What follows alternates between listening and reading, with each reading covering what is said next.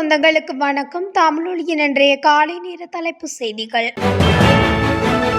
இலங்கையில் எதிர்வரும் செப்டம்பர் மாதம் 16ஆம் தேதி மற்றும் அக்டோபர் மாதம் 17ஆம் தேதிக்குட்பட்ட காலப்பகுதியில் கட்டாயம் அதிபர் தேர்தல் நடத்தப்பட வேண்டும் என தேர்தல்கள் ஆணைக்குழுவின் பணிப்பாளர் நாயகம் சமல் ஸ்ரீ ரட்நாயக்க வலியுறுத்தியுள்ளார். கிளிநொச்சியில் நடைபெற்ற பயிற்சி நிகழ்வொன்றின் பின்னர் ஊடகங்களுக்கு கருத்து தெரிவிக்கும் போதே அவர் இதனை தெரிவித்துள்ளார். கடந்த 2019ஆம் ஆண்டை தொடர்ந்து அரசியலமைப்புக்கு அமைய இலங்கையில் இந்த ஆண்டு அதிபர் தேர்தல் நடத்தப்பட வேண்டும் என அவர் தெரிவித்துள்ளார். இதற்கமைய இந்த ஆண்டு அதிபர் தேர்தலை நடத்துவதற்கான சட்ட இயலுமை தேர்தல்கள் ஆணைக்குழுவுக்கு கிடைத்துள்ளது. இந்த நிலையில் செப்டம்பர் மாதம் 16ஆம் தேதி மற்றும் அக்டோபர் மாதம் 17ஆம் தேதிக்குட்பட்ட காலப்பகுதியில் அதிபர் தேர்தலை நடத்த முடியும். குறித்த காலப்பகுதிக்குள் தேர்தலை நடத்துவதற்கான திகதியொன்று நிர்ணயிக்கப்பட்டு தேர்தல்கள் ஆணைக்குழுவால் விரைவில் அறிவிக்கப்படும் என அவர் தெரிவித்துள்ளார். 2048ஆம் ஆண்டு இலங்கையை உலகின் சக்தி வாய்ந்த நாடாக மாற்றக்கூடிய ஒரே தலைவர் தற்போதைய அதிபர் ரணில் விக்ரமசிங்க மட்டுமே என நாடாளுமன்ற உறுப்பினர் வஜிர அபேவர்தன தெரிவித்துள்ளார். எதிர்வரும் அதிபர் தேர்தலில் விக்ரமசிங்க சுயேட்சை வேட்பாளராக போட்டியிடுவார் என்றும் அவர் கூறியுள்ளார். 1994ஆம் ஆண்டு ஐக்கிய தேசிய கட்சியின் தலைவராக தான் இருந்த போதும் மக்கள் தம்மை நிராகரித்த போதும் கஷ்டத்தில் இருந்த மக்களை காப்பாற்றியதாக விக்ரமசிங்க அன்றைய தினம் உண்மையை கூறினார். கட்சியின் தலைமையகமான ஸ்ரீகொத்தவில் இடம்பெற்ற நிகழ்வொன்றில் கலந்து கொண்டு உரையாற்றும் போதே அவர் மேற்கண்டவாறு தெரிவித்துள்ளார். ஆசிரியர்கள் பணி பகிஷ்கரிப்பில் ஈடுபட்டால் இன்னும் 5 வருடங்களில் கற்பிக்க பிள்ளைகளே இருக்க மாட்டார்கள் என கல்வி அமைச்சர் கலாநிதி சுசில் பிரேமச்சந்திர தெரிவித்துள்ளார். நேற்று நாடாளுமன்றத்தில் உரையாற்றும் போதே அவர் மேற்கண்டவாறு குறிப்பிட்டார். ஆசிரியர்கள் பணி பகிஷ்கரிப்பில் ஈடுபட்டால் அவர்களின் எண்ணிக்கையே மிகுதியாக இருக்கும் என்று அவர் குறிப்பிட்டுள்ளார். இந்த போராட்டங்களை முன்னெடுப்பவர்கள் இதனை புரிந்து கொள்ள வேண்டும் என்று கூறிய அமைச்சர், குழந்தைகள் யாராவது நோய்வாய்ப்பட்டு நலம் பெறுவார்கள் என்று காத்திருப்பதில்லை என்று கூறினார். இதேவேளை எதிர்வரும் 26ஆம் தேதி சுகவீன விடுமுறை போராட்டத்தை நடத்தவுள்ளதாக இலங்கை ஆசிரியர் சங்கம் அறிவித்துள்ளமை குறிப்பிடத்தக்கது. தேர்தலை இலக்காக கொண்டு பாரியளவிலான மின்சார கட்டணங்கள் குறைக்கப்பட்டால் மின்சார சபையை தொடர்வது கடினமாகும் என மின்சார சபையின் பொறியியலாளர்கள் சங்கத்தின் தலைவர் தனுஷ்க பராக்கிரமசிங்க தெரிவித்துள்ளார். மின்சார கட்டணம் கண்டிப்பாக குறைக்கப்பட வேண்டும் என்றாலும் தேவையில்லாமல் குறைக்கக்கூடாது. தேசிய நூலக சேவைகள் மற்றும் ஆவணப்படுத்தல் சபையில் நடைபெற்ற ஊடகவியலாளர் சந்திப்பில் அவர் இதனை குறிப்பிட்டுள்ளார். எதிர்கால தேர்தலையோ அல்லது வேறு ஏதேனும் நம்பிக்கையோ இலக்காக கொண்டு 50% மின் கட்டணத்தை குறைத்து சபைக்கு நஷ்டம் ஏற்படுவதுடன் மக்களின் அதிருப்தியை ஏற்படுத்தும் முயற்சியாகவே சங்கம் காணப்படுவதாகவும் அவர் மேலும் குறிப்பிட்டுள்ளார். அத்தியாவசிய பராமரிப்பு நடவடிக்கைகள் பெரிதும் பாதிக்கப்பட்டுள்ளதால் பொது பயன்பாடுகள் ஆணைக்குழு இது குறித்து சிந்தித்து சரியானதை செய்யும் என நம்புகிறோம் என தெரிவித்திருந்தார். நுவரெலியா அகரப்பத்தனை போலீஸ் பிரிவுக்குட்பட்ட கிலாஸ்கோ தோட்டம் நெதஸ்டல் பகுதியில் உள்ள லயன் குடியிருப்பில் திடீரென ஏற்பட்ட தீ விபத்தில் ஒரு வீடு முழுமையாக தீக்கிரையாகியுள்ளது. குறித்த திடீர் பரவலானது நேற்று காலை 6:30 மணியளவில் ஏற்பட்டுள்ளது. திடீரென்று காலை வேளையில் தீ பரவியதை அடுத்து வீட்டில் உள்ளவர்கள் கூச்சலிட்டு கொண்டு வெளியில் ஓடி வந்துள்ளனர். மேலும் வேகமாக பரவிய தீயை அதே தோட்டத்தைச் சேர்ந்த தோட்ட தொழிலாளர்கள் மற்றும் பிரதேசவாசிகள் அனைவரும் இணைந்து நீண்ட நேர போராட்டத்தின் பின்னர் கட்டுப்பாட்டுக்குள் கொண்டு வந்துள்ளனர். இந்த தீ விபத்தினால் உயிர் சேதம் எதுவும் ஏற்படவில்லை என்றாலும் இதில் பல பெறுமதியான வீட்டு உபகரணங்கள் எரிந்து நாசமாகியுள்ள நிலையில் குடும்பத்தைச் சேர்ந்த 5 பேரும் பாதிக்கப்பட்டுள்ளதாக வீட்டு உரிமையாளர் தெரிவிக்கின்றார். அதேவேளை தீயில் பாதிக்கப்பட்டவர்களுக்கு உட்கட்டமைப்பு வசதிகளை வழங்க தோட்ட நிர்வாகம் மற்றும் பிரதேசவாசிகள் நடவடிக்கை எடுத்துள்ளன. சியாம்பலாண்டுவ நகரில் லொரியொன்று சாரதி இல்லாமல் சென்றதால் பெரும் பரபரப்பு ஏற்பட்டது. இந்த சம்பவம் சேம்பலாண்டுவ நகரில் மக்கள் நடமாட்டம் அதிகமாக இருந்த பகுதியிலே இடம்பெற்றுள்ளது. அப்போது அருகிலுள்ள கடையில் இருந்த வாலிபர் ஒருவர் சாரதி இல்லாமல் லொரி ஓடுவதை பார்த்து உடனடியாக ஓடும் லொரியில் ஏறி லொரியை நிறுத்தினார்.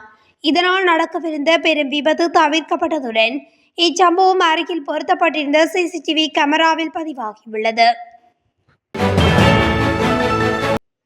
பெருவளை மீன்பிடி துறைமுகத்தில் இருந்து கடலுக்கு சென்ற சகான் புத்தா என்ற நெடுநாள் மீன்பிடி படகில் ஏற்பட்ட முருகல் நிலையால் ஒருவர் உயிரிழந்துள்ளதாக தெரிவிக்கப்படுகின்றது. 6 மீனவர்களுக்கு இடையே நடுக்கடலில் இடம்பெற்ற மோதலில் படகில் இருந்த ஏனையவர்களும் காயமடைந்துள்ளதாக பேருவளை கடத்தொழிலால் பரிசோதகர் அலுவலக தகவல்கள் தெரிவிக்கின்றன. பேருவளை சுங்க வீதியில் வசிக்கும் சமணசிறி பெர்னாண்டோ என்ற படகின் உரிமையாளரால் இந்த சம்பவம் தொடர்பில் பேருவளை போலீசில் செய்த முறைப்பாட்டுக்கு அமைய விசாரணைகள் முன்னெடுக்கப்பட்டுள்ளன.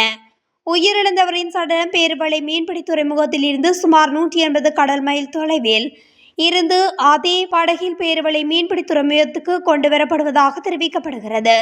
சம்பவத்தில் மக்கெனா மாகல்கந்த ரோக்லேண்ட் வதையைச் சேர்ந்த எம்கே சந்தன உப்புல் என்ற நபரை உயிரிழந்ததாக போலீசார் தெரிவிக்கின்றனர். வருடத்தின் இதுவரையான காலப்பகுதியில் வெளிநாட்டு வேலைவாய்ப்பு மோசடிகள் தொடர்பில் 2155 முறைப்பாடுகள் கிடைத்துள்ளதாகவும் 11 சட்டவிரோத வேலைவாய்ப்பு நிறுவனங்கள் மற்றும் 65 சந்தேக நபர்களும் இதுவரை கைது செய்யப்பட்டுள்ளதாகவும் இலங்கை வெளிநாட்டு வேலைவாய்ப்பு பணியகத்தின் விசேட புலனாய்வு பிரிவு தெரிவித்துள்ளது. வெளிநாட்டு வேலைவாய்ப்பு மோசடியில் ஈடுபட்டுள்ள நபர்கள் அல்லது நிறுவனங்கள் தொடர்பில் பணியகத்தின் விசேட விசாரணை பிரிவின் 0112864241 எனும் தொலைபேசி இலக்கத்திற்கு அறிவிக்க முடியும். இதேபோல வெளிநாட்டு வேலைவாய்ப்பு மோசடிகளை சுற்றி வளைக்கும் நடவடிக்கைகள் விரிவுபடுத்தப்பட்டுள்ளதாக வெளிநாட்டு வேலைவாய்ப்பு பணியகம் தெரிவித்துள்ளது. பத்திரமொழியில் உள்ள தலைமை அலுவலகத்திற்கு மேலதிகமாக ஹாலியல, ரத்தினபுரி, தங்காலை, குருநாகல் மற்றும் கண்டி அலுவலகங்களிலும் முறைப்பாடுகள் ஏற்றுக்கொள்ளப்படுவதாக பணியகம் குறிப்பிட்டுள்ளது. யாழ்ப்பாணத்தில் மனைவியை தீமூட்டி எரித்து படுகொலை செய்த கணவனுக்கு யாழ் மேல் நீதிமன்றம் மரண தண்டனை விதித்து தீர்ப்பளித்துள்ளது. புதன்கிழமை வழக்கு தீர்ப்புக்காக திகதியிடப்பட்டது. கடந்த 2015ஆம் ஆண்டு ஜூன் மாதம் 20ஆம் தேதி மானிப்பாய் காக்கை தீவு பகுதியில் குடும்ப பெண்ணொருவர் தீக்காயங்களுக்குள்ளான நிலையில் உயிரிழந்துள்ளார். சம்பவம் தொடர்பில் விசாரணைகளை முன்னெடுத்த மானிப்பாய் காவல்துறையினர் கணவனை கைது செய்து யாழ் நீதிவான் நீதிமன்றில் முற்படுத்தினர். நீதிமன்றில் விசாரணைகள் முன்னெடுக்கப்பட்டு 2019ஆம் ஆண்டு யாழ் மேல் நீதிமன்றில் சட்டமா அதிபரினால் குற்றப்பகிர்வு பத்திரம் தாக்கல் செய்யப்பட்ட நிலையில் வழக்கு விசாரணைகள் முன்னெடுக்கப்பட்டது. விசாரணைகள் முடிவடைந்த நிலையில் படுகொலை செய்யப்பட்ட பெண்ணின் கணவனை நீதிமன்றம் குற்றவாளியாக தீர்ப்பளித்து மரண தண்டனை விதிக்கப்பட்டுள்ளது. இலங்கைக்கு சுற்றுலா வந்த நெதர்லாந்து நாட்டைச் சேர்ந்த 2 வெளிநாட்டவர்கள் விபத்தில் படுகாயமடைந்துள்ளதாக காவல்துறையினர் தெரிவித்துள்ளனர்.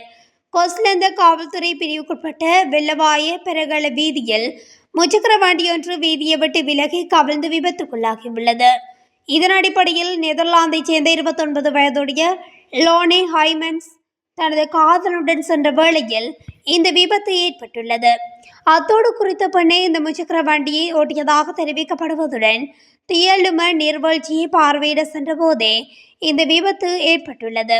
சம்பவத்தில் காயமடைந்த இளைஞனும் பெண்ணும் வெள்ளவாய ஆதார வைத்தியசாலையில் சிகிச்சை பெற்று வருவதுடன் ஹொஸ்லந்த காவல் நிலைய பொறுப்பதிகாரி மேலதிக விசாரணைகளை மேற்கொண்டு வருகின்றமை குறிப்பிடத்தக்கது.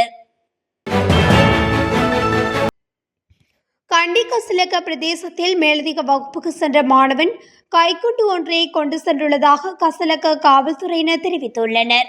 இந்த நிலையில் 15 வயதுடைய இந்த மாணவன் வீட்டிற்கு அருகிலுள்ள ஆற்றில் நீராடி கொண்டிருக்கும் போது அப்பகுதியில் இருந்த கைக்குண்டு கண்டுபிடிக்கப்பட்டுள்ளதாக காவல்துறையினர் குறிப்பிட்டுள்ளனர். குறித்த மாணவன் கைக்குண்டை தனது மேலதிக வகுப்புக்கு கொண்டு சென்றுள்ள நிலையில் அங்கிருந்த மேலதிக வகுப்பு ஆசிரியரிடம் அதனை காண்பித்துள்ளார். இந்த நிலையில் மேலதிக வகுப்பு ஆசிரியர் இது தொடர்பில் காவல்துறையினருக்கு தகவல் தெரிவித்துள்ளதுடன் கைக்குண்டை பாதுகாப்பாக காவல்துறையினரிடம் ஒப்படைத்துள்ளார். இதனையடுத்து இந்த கைக்குண்டு காவல்துறை விசேட அதிரடி படையினரிடம் ஒப்படைக்கப்பட்டதாக காவல்துறையினர் தெரிவித்துள்ளமை குறிப்பிடத்தக்கது. பதுளை மக்கியங்கனை பிரதான வீதியில் ஏற்பட்ட வாகன விபத்தில் 4 காயமடைந்துள்ளனர். முச்சக்கர வண்டியொன்று சாரதியின் கட்டுப்பாட்டை இழந்து 30 அடி பள்ளத்தில் வீழ்ந்ததில் குறித்த விபத்து ஏற்பட்டுள்ளதாக தெரிவிக்கப்பட்டுள்ளது. விபத்தில் காயமடைந்தவர்கள் சிகிச்சைகளுக்காக வைத்தியசாலையில் அனுமதிக்கப்பட்டுள்ளதாக அங்கிருக்கும் தகவல்கள் குறிப்பிடுகின்றன. மேல் சப்ரகமுவ மற்றும் வடமேல் மாகாணங்களிலும் காலி, மாத்தறை, கண்டி மற்றும் நுவரெலியா மாவட்டங்களிலும் அவ்வப்போது மழை பெய்யும் என எதிர்பார்க்கப்படுகின்றது. மேல் மற்றும் சப்ரகமுவ மாகாணங்களில் சில இடங்களில் 75 மில்லிமீட்டருக்கும் அதிகமான ஓரளவு பலத்த மழை வீழ்ச்சி எதிர்பார்க்கப்படுகின்றது. ஊவா மாகாணத்திலும் அம்பாறை மற்றும் மட்டக்களப்பு மாவட்டங்களிலும் சில இடங்களில் மாலையில் அல்லது இரவில் மழையோ அல்லது இடியுடன் கூடிய மழையோ பெய்யக்கூடிய சாத்தியம் காணப்படுகின்றது. மத்திய மலைநாட்டின் மேற்கு சரிவு பகுதிகளிலும் வடக்கு, வடமத்திய மற்றும் வடமேல் மாகாணங்களிலும் திருகோணமலை, ஹம்பாந்தோட்டை மற்றும் மொனராகலை மாவட்டங்களிலும் அவ்வப்போது மணித்தியாலத்துக்கு 40 தொடக்கம் 50 கிலோமீட்டர் வரையான வேகத்தில் பலத்த காற்று வீசக்கூடிய சாத்தியம் காணப்படுகின்றது. நெடுந்தீவு இளைஞர் கொலையுடன் சம்பந்தப்பட்ட சந்தேக நபர்கள் 4 காவல்துறையினர் தேடி வருகின்ற நிலையில் ஒரு சந்தேக நபர் நேற்று காயங்களுடன் கைது செய்யப்பட்டுள்ளார். சம்பவ இடத்துக்கு யாழ்ப்பாணம் தடயவியல் காவல்துறையினர் வந்து விசாரணைகளை மேற்கொண்டனர். சந்தேகத்தின் பேரில் கைது செய்யப்பட்ட காயமடைந்த சந்தேக நபரும் சிகிச்சைக்காக யாழ்ப்பாணம் போதனா வைத்தியசாலையில் அனுமதிக்கப்பட்டுள்ளார். உயிரிழந்தவரின் சடலம் பிரேத பரிசோதனைக்காக யாழ்ப்பாணம் போதனா வைத்தியசாலைக்கு அனுப்பி வைக்கப்பட்டுள்ளது.